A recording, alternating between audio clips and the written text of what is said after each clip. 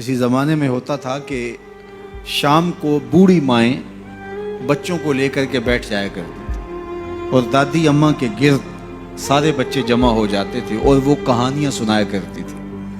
ان کہانیوں میں صحابہ کی عظمت کی کہانیاں تھیں، اہل بیت کے تذکرے ہوتے، اپنے اسلاف کے قصے ہوتے۔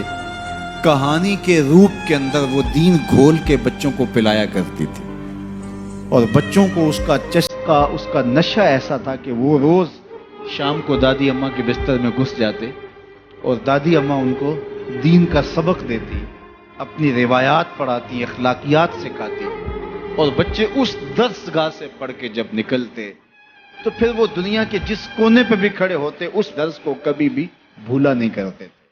جب سے دادی اماں کا بستر اجڑ گیا ہے، جب سے یہ کلچر دم توڑ گیا ہے اور بچوں کے اوپر اتنی کتابیں لاد دی گئی ہیں کہ انہیں فرصت ہی نہیں ملتی، اور جو باقی وقت بچتا ہے وہ ان کا سکرین کے آگے گزرنے لگا ہے، تو پھر دادی اماں کا بستر ویران ہوا اور بچوں نے وہاں سے جو سیکھنا ہے اس درس گاہ میں جس کے استاد فرنگی روحوں کے بے حس ڈھانچے ہیں، جو انہوں نے سکھانا ہے، تو پھر نتیجہ کیا ہوگا کہ بچہ جو فکر لے کر اور جو طرز زندگی لے کر اٹھے گا تو وہ کبھی بھی اس مزاج سے میل نہیں کھائے گی جو کہ ہمارے اسلاف کا طریقہ تھا، ہمارے اسلاف کا دیا ہوا مزاج تھا۔ آج ماڈریٹ اسلام کی بات کی جاتی ہے، جدیدیت کے قصیدے پڑھے جاتے ہیں اور جو اسلام کی روح سے ناآشنا لوگ ہیں وہ جھومنے لگتے ہیں۔ شاید یہ جدیدیت ہمارے لیے کوئی نجات دہندہ ہو،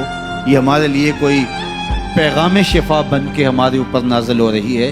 یہ جدیدیت، یہ اسلام کا مزاج نہیں ہے۔ اسلام وہی ہے جو 14 صدیاں قبل صفہ کے چبوترے پہ بیٹھ کے رسول اللہ نے صحابہ کو پڑھایا۔ اسلام وہی ہے جو مسجد نبوی کی چٹائی پہ بیٹھ کے رسول اللہ نے درس دیا تھا، وہی اسلام ہے۔ اسلام نہیں بدلا، اور نہ ہی اسلام کے اندر کوئی ناسخ و منسوخ ہے کہ جو مشکل لگا اس کو نکال دیا، جو آسان سمجھا اس کو جو ہے وہ رکھ لیا۔ یہ خواہشات کا اسلام نہیں ہے، آرزوؤں کا اسلام نہیں ہے کہ جو مشکل لگا اس کو نکال دیا۔ رومی نے بھی ایک بڑے خوبصورت پیرائے میں اس کی نفی کی ہے۔ کسی زمانے میں وہ لوگ تصویریں چھپوایا کرتے تھے میلوں ٹھیلوں پر، اور تو وہ اس نے کہا کہ میرے یہاں شیر کی تصویر چھاپ دو۔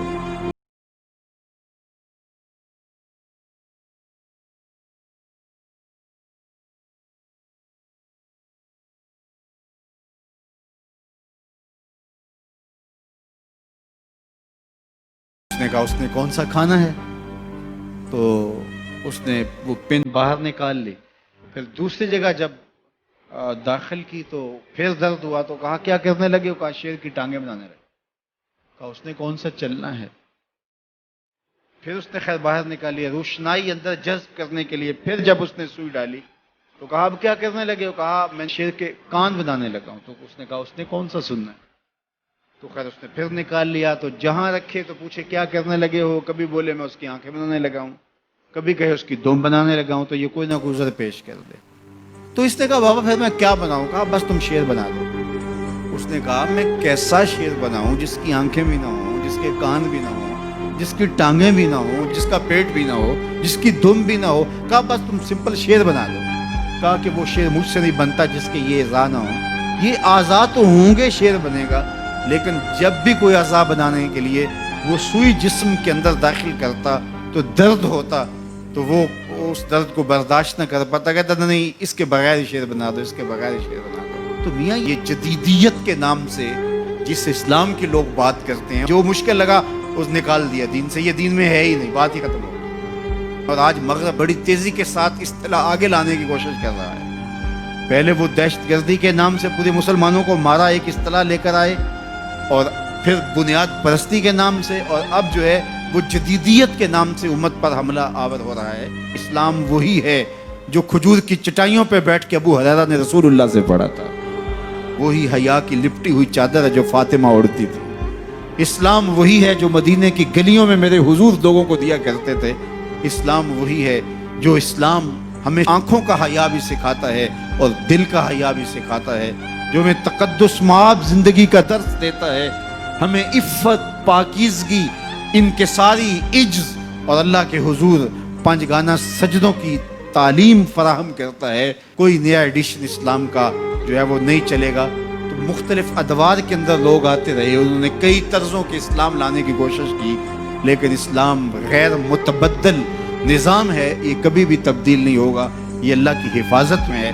اپنا منہ اگر کسی نے کالا کرنا ہے تو وہ کر لے, لیکن اسلام اپنی تمام چمک کے ساتھ ہر دور کے تقاضوں سے ہم آہنگ یہ دین, ہر دور کی ضروریات کو پورا کرتا ہوا یہ دین ہمیشہ لوگوں کو نور اور فیض بانٹتا رہے گا. اور اس دین کا ابتدا سے لے کر کے قیامت کے آخری شخص تک ہر شخص کی ضروریات کی کفالت اسلام کرتا ہے, اور سارے ادوار کی ضروریات کو